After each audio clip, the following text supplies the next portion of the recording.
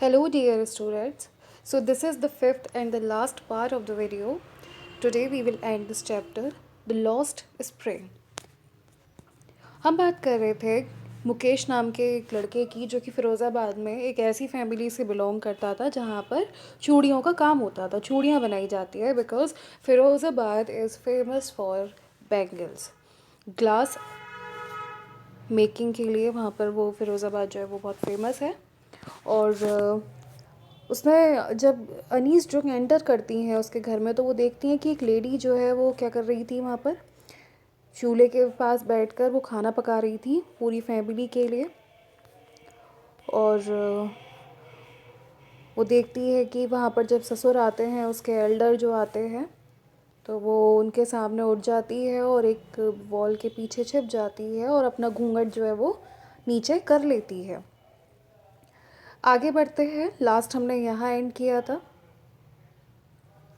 The art of making bangles all he has manage, यानी उसके ससुर ने जो मैनेज कर रखा था वो उसको पढ़ा तो पाए नहीं थे, वो स्कूल कभी भेज नहीं पाए थे, तो उनको केवल इतना मैनेज कर सके वो कि वो मुकेश और उसका जो एल्डर भाई है उसको केवल और केवल क्या सिखा सके, बैंगल्स को बनाने की कला। आगे बढ़ते हैं स्टूडेंट्स। इट इज़ हिज करम his destiny says Mukesh grand mother. Mukesh की ग्रैंड मदर, ग्रैंड मदर कौन भाई, जो उसके फादर की भी मॉम है, तो वो कहती हैं इट इज़ हिज करम हिज डेस्टिनी। यहाँ पर करम को करम ही लिखा गया है, उसको कुछ और वर्ड में डिस्क्राइब नहीं किया गया इंग्लिश में, क्योंकि वो चाहती थी कि जो रीडर्स हैं वो इंडिया के वो अपनी भाषा से जुड़ा हुआ महसूस करें। तो अनीस जुंग ने जो उनके वर्ड थे वो उनको वहाँ पे ऐसे ही रखा है। इट इज़ हिज करम his destiny says Mukesh grand mother. Mukesh की ग्रैंड मदर कहती है कि ये उसके करम है और ये उसका भाग्य है कि जो वो बैंगल मेकिंग का काम करता है। कौन? जो उसके बेटा है और जो उसके दो बच्चे हैं, मुकेश और उसका Elder brother. Who has watched her own husband go blind with the dust from polishing the glass of bangles.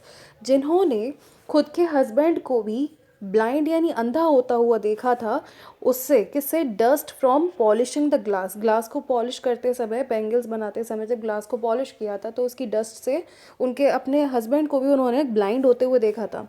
Can a God given lineage ever be broken?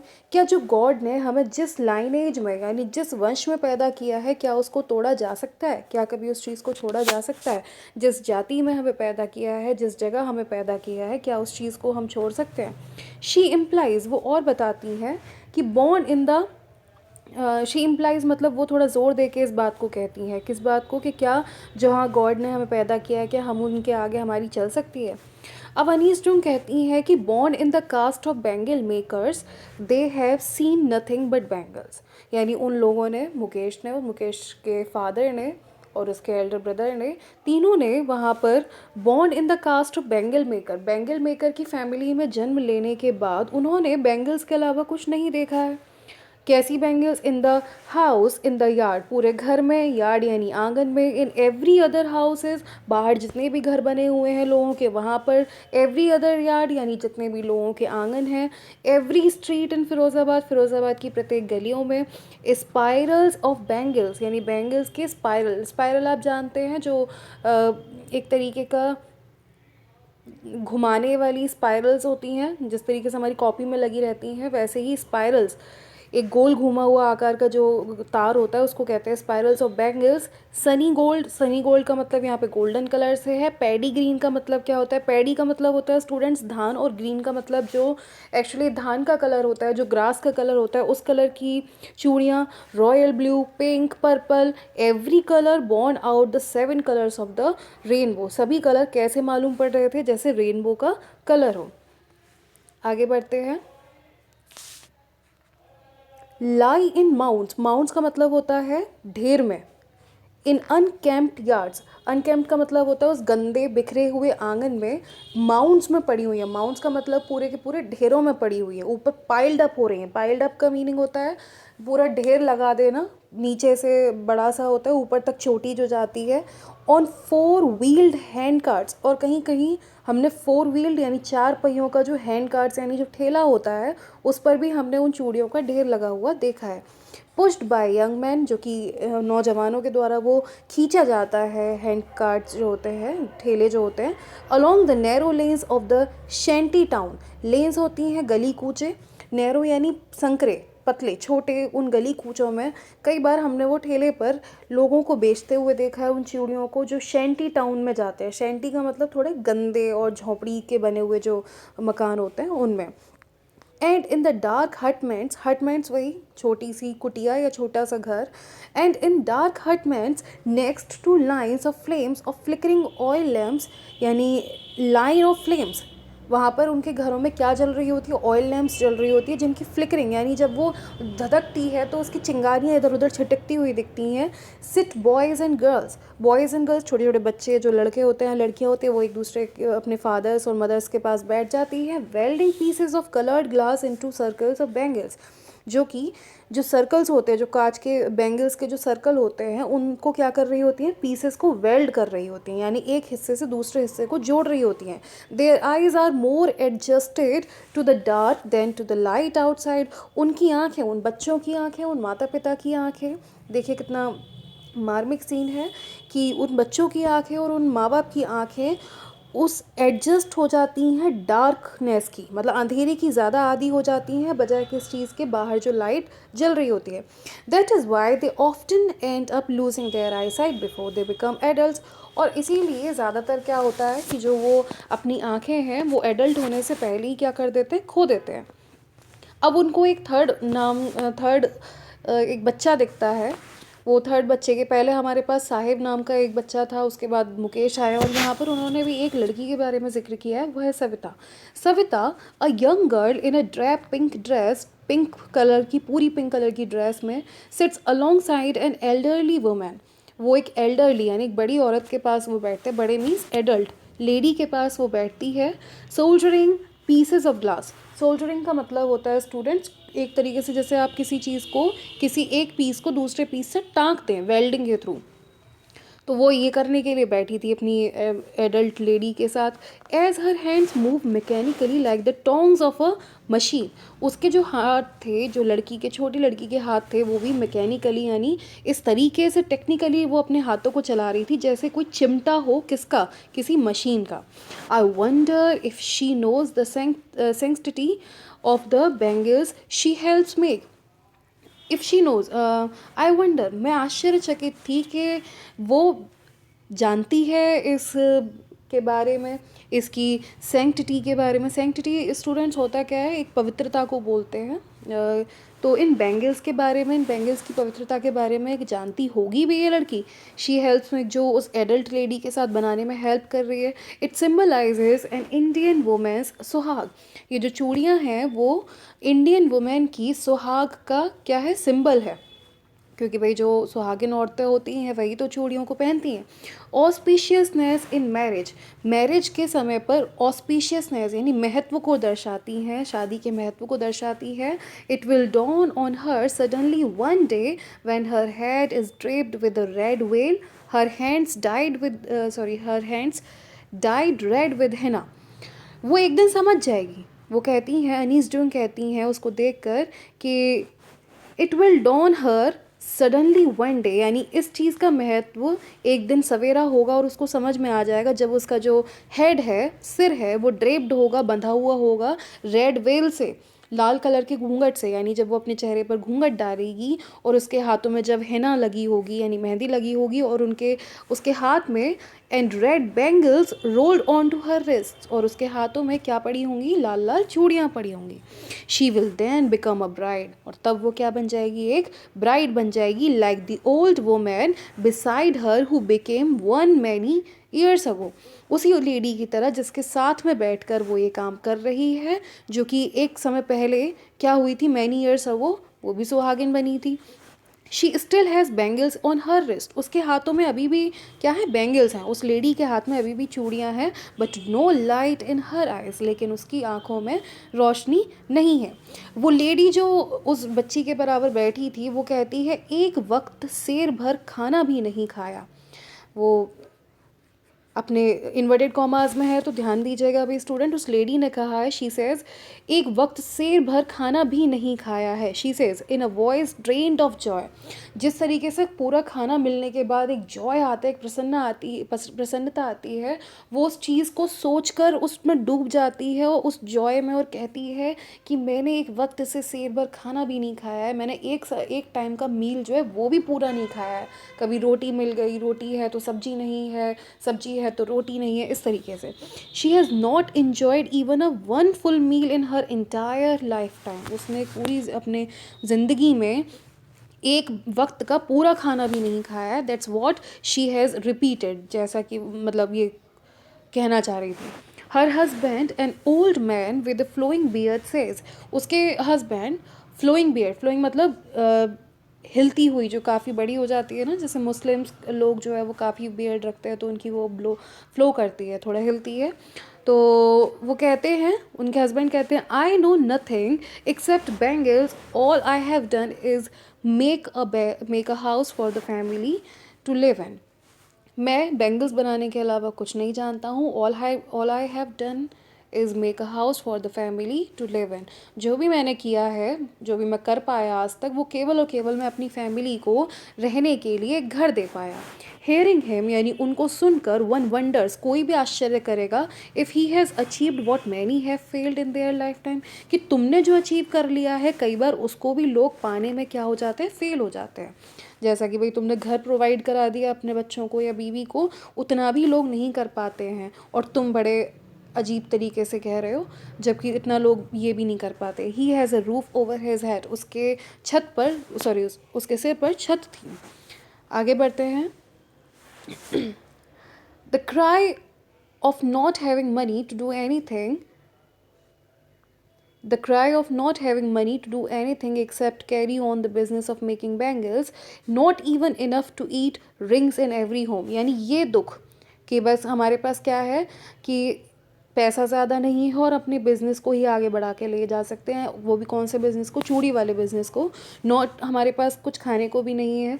Rings every home, Firozabad के ऑलमोस्ट प्रत्येक घर में इस तरीके की हलचल है। The young man echo the lament of their elders.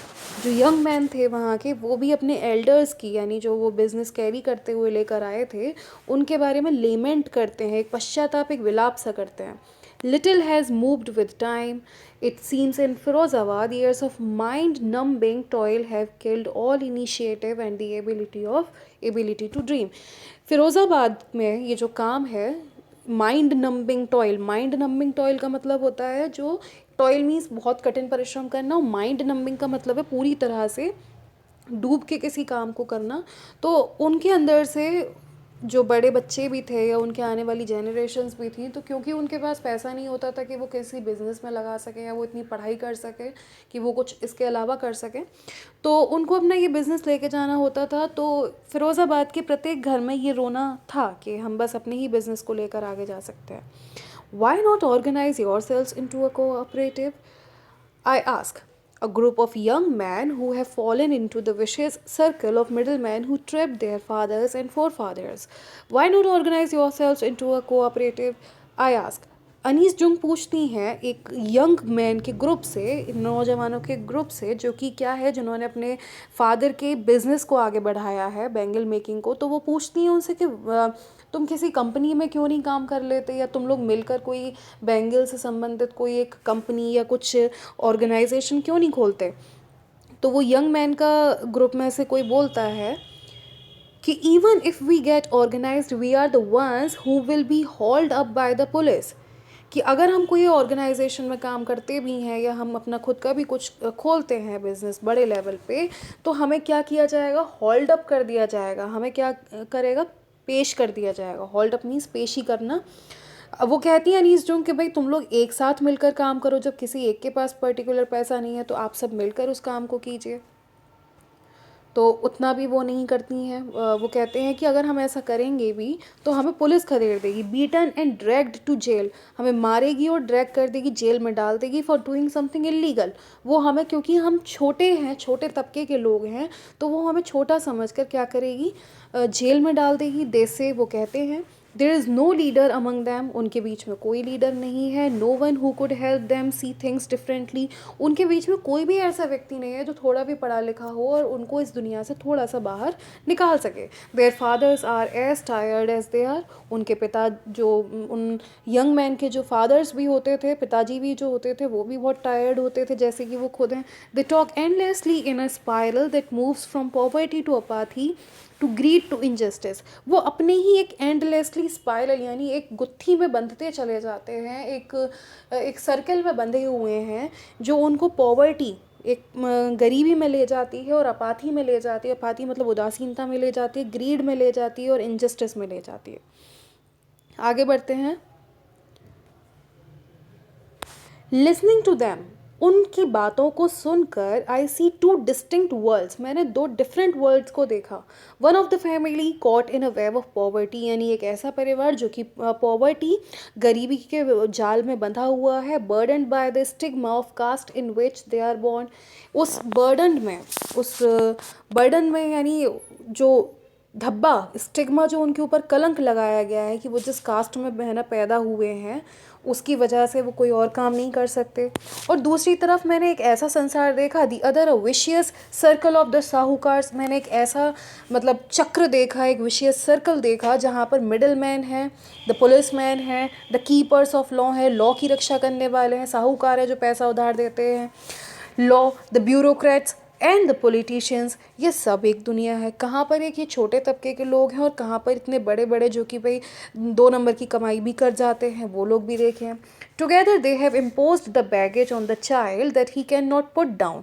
इन दोनों ने मिलकर, कौन दोनों ने मिलकर, एक तो वो फैमिली जो भाई ये काम को आगे बढ़ा रही है, जो इस काम के अलावा अपने बच्चों को कुछ और नहीं दे पाती. वो कई बार क्या होता है कि वो अपने पैसे जो हैं वो किसी नशे में खर्च करके ज़्यादा प्रेफर करते हैं बजाय बच्चों को पढ़ाने के लिए. वो अपने काम धंधे से उन बच्चों को निकाल भी सकते हैं लेकिन वो कोशिश नहीं करते हैं. वो कहते हैं कि बच्चों को उन्हीं अपने काम धंधों में लगाए रखते हैं. और एक तरफ ये पुलिसमैन हैं, ब्यूरोक्रेट्स हैं जो भाई जिन्होंने चाइल्ड पर, बच्चों पर एक तरीके का बैगेज यानी कि एक भार उन पर लाद दिया है जो कि वो बच्चे खुद हटा नहीं सकते हैं. बिफोर ही इज़ अवेयर, जब तक वो अवेयर हो पाते हैं बच्चे, he accepts it as naturally as his father, कि वो उनको जब बड़े होते हैं बच्चे तो धीरे धीरे वो अपने फादर के बिजनेस की तरह उसको अडॉप्ट कर लेते हैं, वो उस पर चलने लगते हैं. To do anything else would mean to dare, कुछ और करना उनके लिए क्या होगा कि जैसे कोई साहस कर जाना, कोई और बिजनेस कर जाना, या अपने परिवार से, अपने पैतृक बिजनेस से अगर अलग हटेंगे वो, तो उनके लिए बिल्कुल ऐसा ही होगा जैसे कि उन्होंने कोई दुस्साहस किया है किसी काम को करने का. And daring is not part of his growing up, और डेयरिंग यानी साहस उनके ग्रोइंग अप का हिस्सा नहीं है, उनके जीवन का हिस्सा नहीं है. When I sense a flash of it in Mukesh, जब मैंने सेंस किया, जब मैंने एक महसूस किया मुकेश के फ्लैश में, यानी मुकेश के अंदर जब मैंने ये महसूस किया कि वो कुछ और बनना चाहता है, तो आई एम चीयर्ड, मैं बड़ी खुश हो गई. I want to be a motor mechanic, he repeats, वो फिर रिपीट करता है कि मैं तो मोटर मैकेनिक बनूंगा. He will go to a garage and learn, वो क्या करेगा, वो गैराज जाएगा और लर्न करेगा, सीखेगा क्या चीज़, कार को चलाना.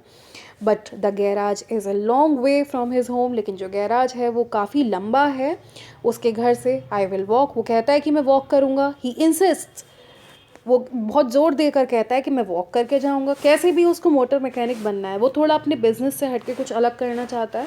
Do you also dream of flying a plane? He is suddenly silent. No, he says staring at the ground. मैंने उससे पूछा कि तुमने क्या सपने देख रखे प्लेन उड़ाने के लिए भी?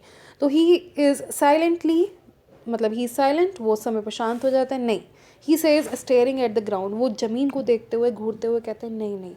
In his small murmur there is an embarrassment that has not yet turned into regret.